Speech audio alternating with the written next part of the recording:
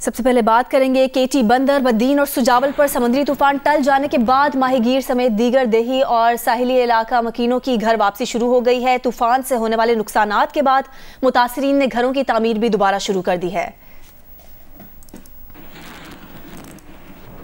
Assistant commissioner Thatta کے مطابق سمندری طوفان ٹلنے کے بعد ریلیف کیمپس میں مقیم افراد کی واپسی کے لیے انتظامیہ ٹرانسپورٹ فراہم کر رہی ہے۔ کیٹی بندر میں زندگی معمول پر آنا شروع ہو گئی ہے۔ جلد ہی ساحل پہ ماہی گیروں کو شکار کی اجازت بھی دے دی جائے گی۔ کیٹی بندر سمیت دیگر علاقوں سے 23,000 افراد کا انخلا کیا گیا تھا، جن کے لیے 11 ریلیف کیمپس قائم کیے گئے تھے۔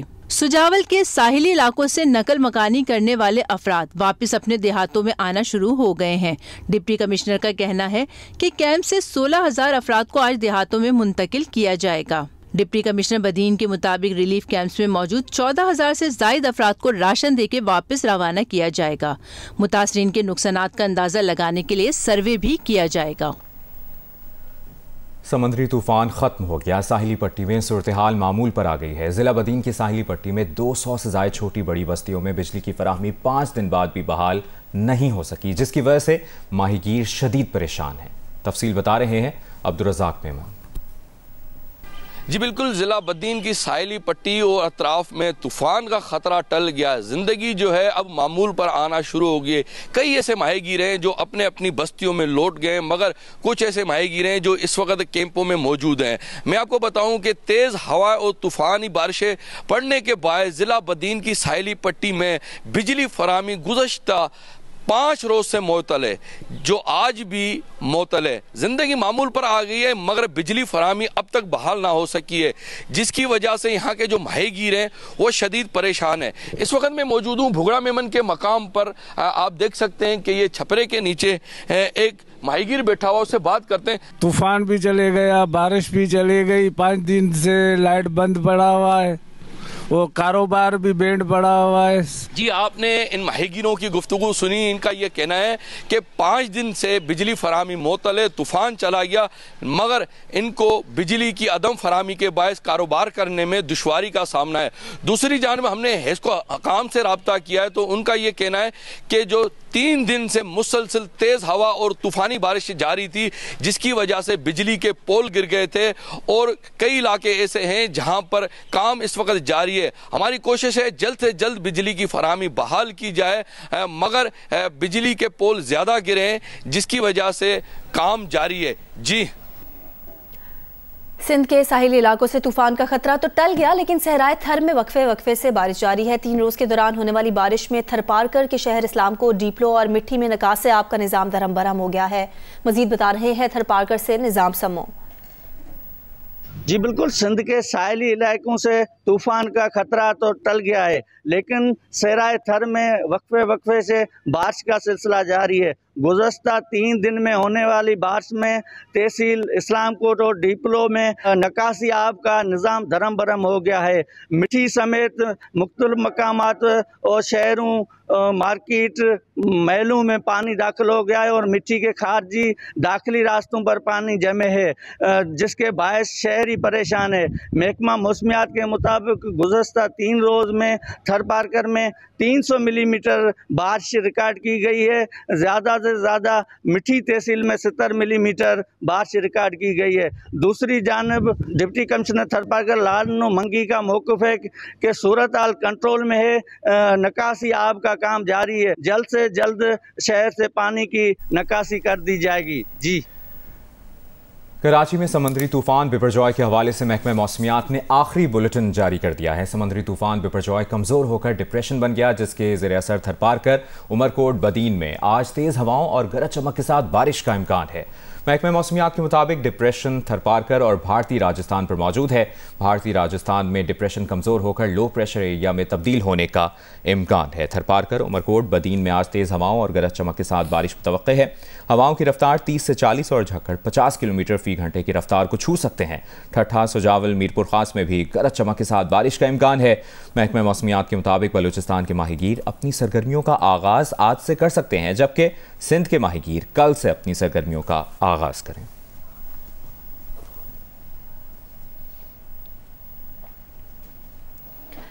कराची को जून के गर्म और मरतूब मौसम ने अपनी लपेट में ले रखा है। आने वाले दिनों में दिन के बेशतर हिस्से में हब्स और गर्मी रहेगी। समुद्री हवाएं बहाल होने से रात में मौसम बेहतर होने का इम्कान है। उन्नीवा ज़मीर शाह मौसम की सूरत हाल से आगाह कर रही हैं। कराची को जून के गर्म और मरतूब मौसम ने अपनी लपेट में ले लिया है। इस वक्त मगरिब से हवाएं 18 से 20 किलोमीटर फी घंटा की रफ्तार से चल रही हैं, जबकि आज ज़्यादा से ज़्यादा दर्जा हरारत 35 से 37 डिग्री सेंटीग्रेड के दरमियान रहेगा। माहिरीन के मुताबिक ये गर्मी और हब्स मानसून के लिए काफ़ी फ़ायदेमंद होते हैं, ये उसके लिए फ्यूल का काम करते हैं। आइंदा आने वाले दिनों में कराची में मौसम कुछ ऐसा ही गर्म रहेगा और ज़्यादा से ज़्यादा दर्जा हरारत 34 से 36 डिग्री सेंटीग्रेड के दरमियान रह सकता है। लेकिन माहिरीन कहते हैं कि इन दिनों में समुद्री हवाएं हाल होने का इम्कान है, इसलिए आज रात से मौसम में कुछ बेहतरी महसूस होगी। दिन के बेशतर हिस्से में वैसे तो आपको मौसम गर्म और मरतूब महसूस होगा, लेकिन रात में समुद्री हवाएं अच्छी रफ्तार से चलने की वजह से मौसम में बेहतरी मुमकिन है। और जब समुद्री हवाएं अच्छी रफ्तार से चलती हैं तो समुद्री बादल भी शहर का रुख कर सकते हैं, जिसकी वजह से आइंदा 2 से 3 रोज़ के बाद कराची में सुबह सवेरे और रात में बूंदाबांदी का इम्कान भी मौजूद रहेगा। महकमा मौसमियात के मुताबिक पाकिस्तान में मानसून का आगाज़ 15 जुलाई से हो सकता है और इस दौरान सिंध और बलूचिस्तान में मामूल के मुताबिक बारिशों का इम्कान जाहिर किया गया है। इससे मुतालिक आपको मुसलसल अपडेटेड रखेंगे। आगे बढ़ते हैं, आपको खबर दें, यूनान में कश्ती डूबने के हादसे में 43 अफराद का ताल्लुक कोटली आज़ाद कश्मीर से है। हादसे में कोटली से ताल्लुक रखने वाले 2 अफराद को जिंदा निकाल लिया गया, दीगर अफराद ताहाल लापता हैं। कश्ती हादसे में खुईरट्टा के नवाही गाँव के ख़ानदान के 12 अफराद शामिल हैं। इसी गाँव के 28 अफराद कश्ती हादसे का शिकार हुए हैं। 4 नौजवान खुईरट्टा के नवाही गाँव और दीगर एक और इलाके के रिहायशी हैं। हादसे में 43 नौजवानों में से 2 को जिंदा निकाल लिया गया है, बाकी लापता हैं। घरों में कोहराम बरपा है, मुतादिद वरसा को इतला भी नहीं दी गई। तमाम नौजवान रोज़गार के सिलसिले में मुबैना तौर पर गैर कानूनी तौर पर इटली, यूनान और बरतानिया जा रहे थे।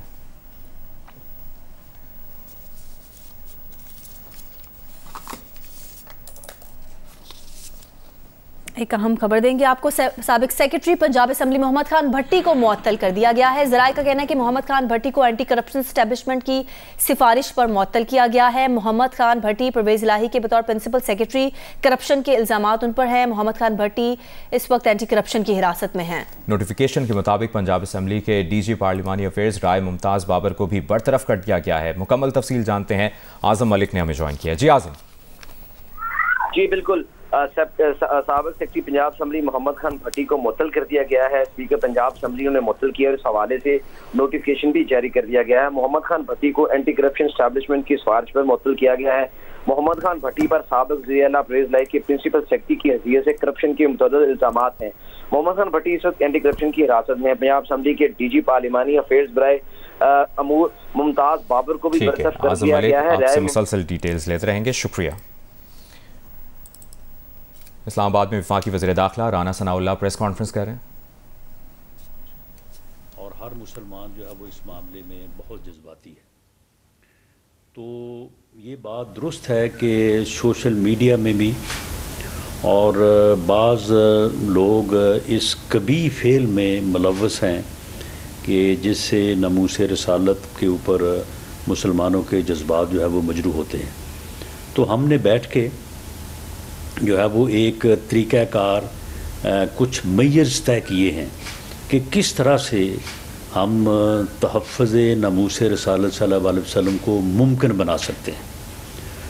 और उन इक़दामात को उठाने से जो है वो ऐसे लोग जो गुस्ताखाने शान रसूल हैं उनको जो है वो रोका जा सकता है, उनको सज़ा दी जा सकती है, उनको इंसाफ के कटहरे में लाया जा सकता है।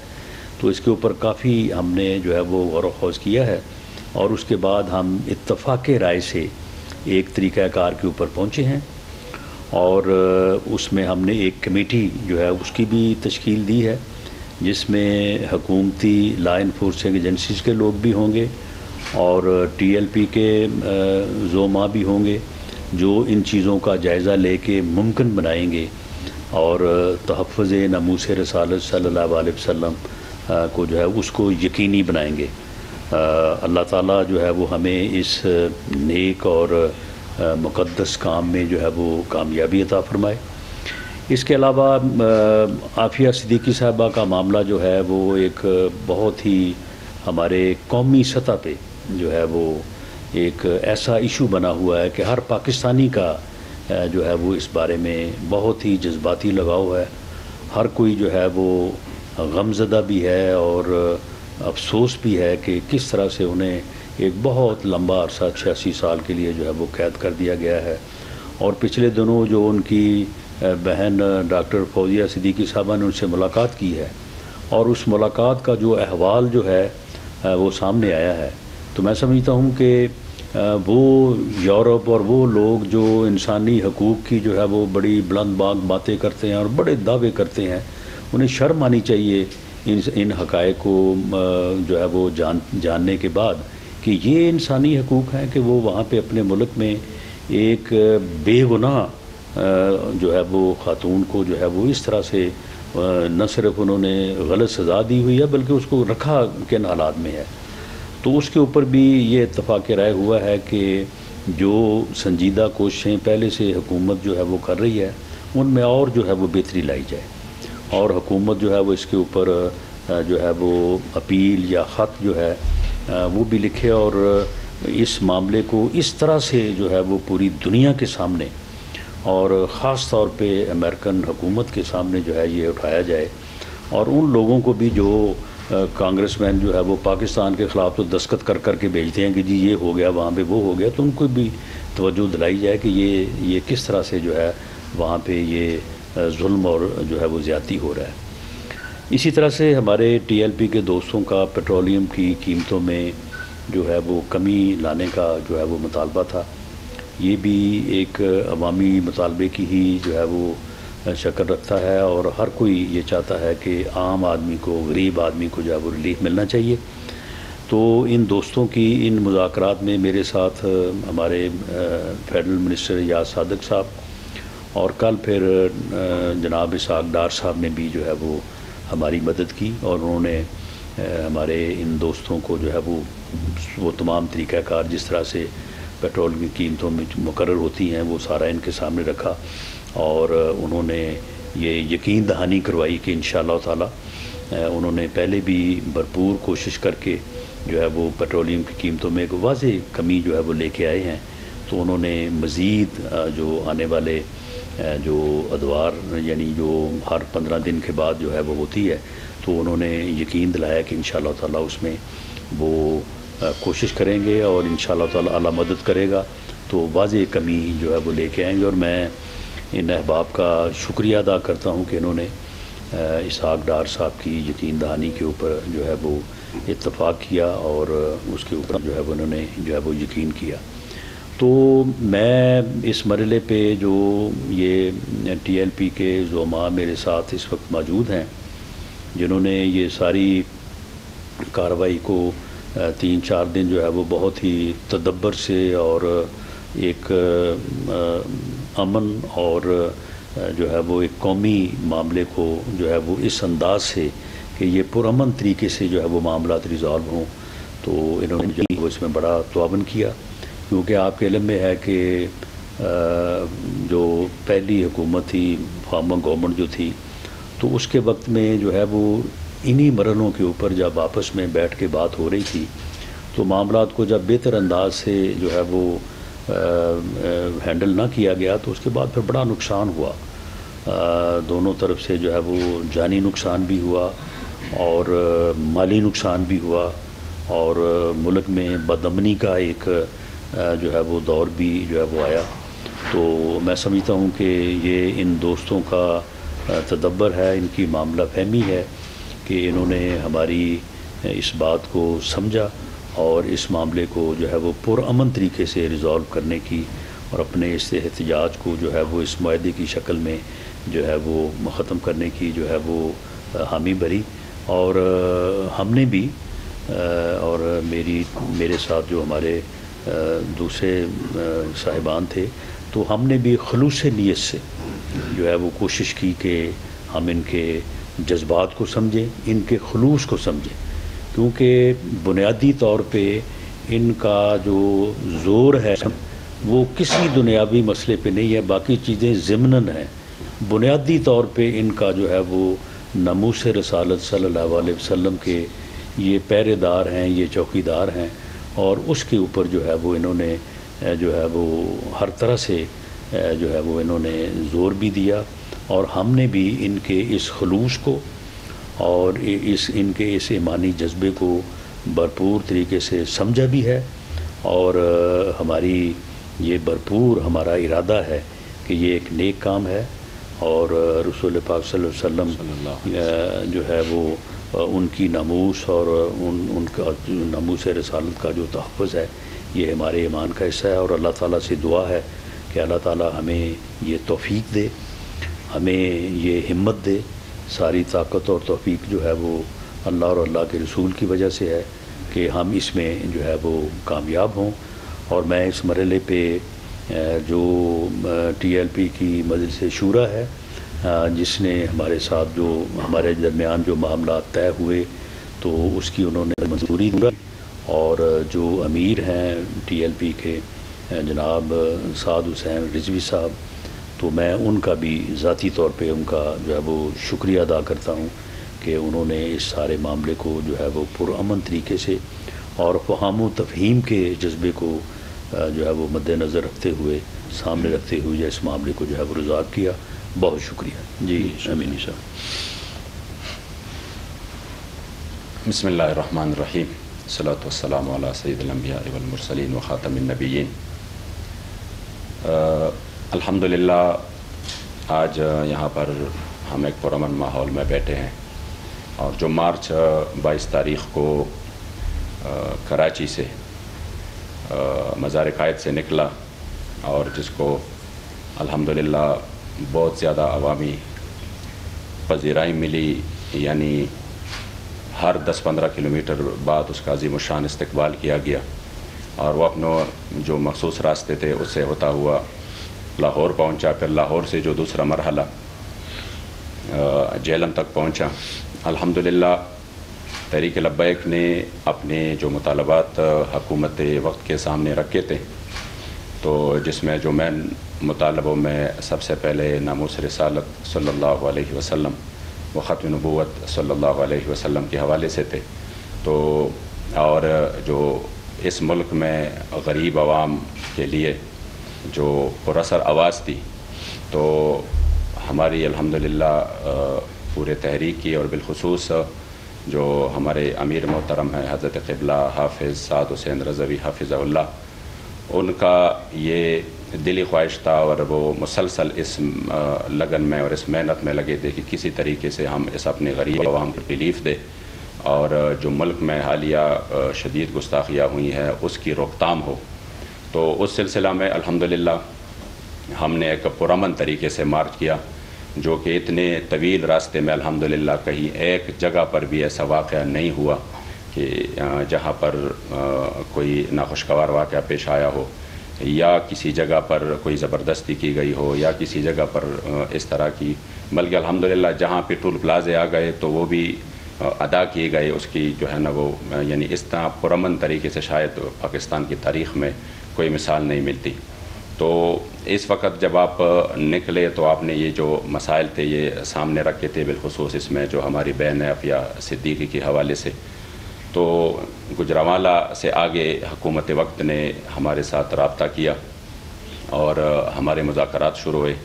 پھر الحمدللہ جب ہم یہاں پہ محترم جناب رانا ثناء اللہ صاحب اور محترم سردار ایاز صادق صاحب اور اسحاق ڈار صاحب اور ان کی ٹیم سے یہاں پہ جو ہم نے الحمدللہ ان کے سامنے اپنے مطالبات رکھے، تو وہ مطالبات جو کہ ناموس رسالت کے حوالے سے تھے، یا اپنی بہن عافیہ صدیقی کے حوالے سے تھے، یا وہ مطالبات جو کہ غریب عوام کے لیے، اور یہ جو کمر توڑ مہنگائی ہے، پیٹرولیم مصنوعات کی قیمتیں جو اس وقت بہت زیادہ ہے، تو اس حوالے سے الحمدللہ جو بات چیت ہوئی تو میں انتہائی مشکور ہوں کہ بغیر کسی تصادم کے، بغیر کسی اس طرح کے ماحول کے الحمدللہ پرامن طریقے سے یہ ہماری بات چیت جو ہے وہ مطالبات حکومت نے مان لیے۔ اور سب سے جو بہتر بات ہے وہ یہ ہے کہ جو شاید جو پرانی روایات تھی اس طرح کہ پرامن جلوسوں پر اور پرامن احتجاج پر जिस तरह जुल्म हुआ, जिस तरह तशद्दुद हुआ, बिलखुसूस तहरीक लब्बैक पाकिस्तान जिसकी तारीख़ अल्हम्दुलिल्लाह पुरअमन है, और इस पर किस तरीके से तशद्दुद हुआ, तो शायद लोग समझ रहे थे कि इस हुकूमत में भी इस तरह के वाक़यात शायद पेश आने वाले हैं। लेकिन मैं ख़ुसूसी तौर पर राना सनाउल्लाह साहब का शुक्रिया अदा करता हूँ कि उन्होंने आवाम के और अपनी जो मुल्क है इसके हालात को समझते हुए और उसका इदराक करते हुए और इतने बड़े क्राउड और इतनी बड़े लाखों लोगों की जज्बात की कदर करते हुए हमारे मुतालबात अल्हम्दुलिल्लाह वो मान लिए। उम्मीद यही करते हैं कि साबिक़ा जो कुछ तल्ख़ तजर्बात है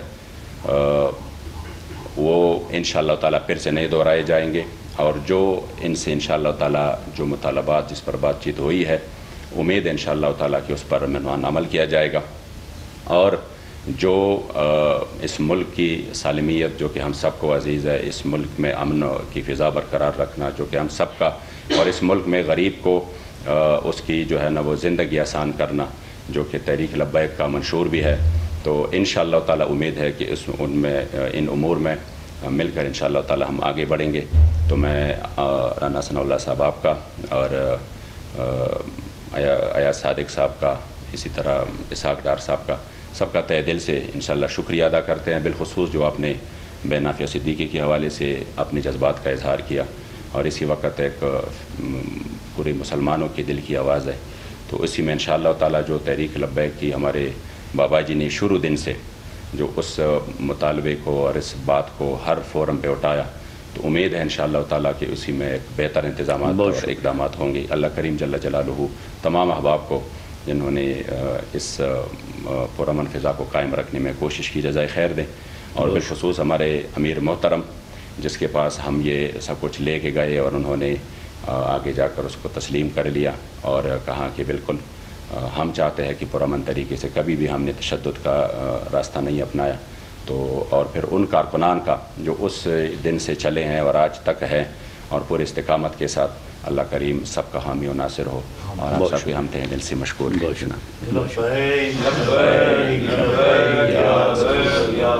अच्छा, अपना घर से TLP और हुकूमत वफाकी वज़ीर दाखिला राना सनाउल्लाह और TLP रहनुमा इस्लामाबाद में प्रेस कॉन्फ्रेंस कर रहे थे। राना सनाउल्लाह ने कहा कि नामूसे रिसालत के तहफ़्फ़ुज़ के लिए हमने मिलकर एक तरीक़ाकार तय किया है। नामूसे रिसालत हर मुसलमान के ईमान का हिस्सा है और नामूसे रिसालत को यकीनी बनाने के लिए हमने एक कमेटी कायम की है।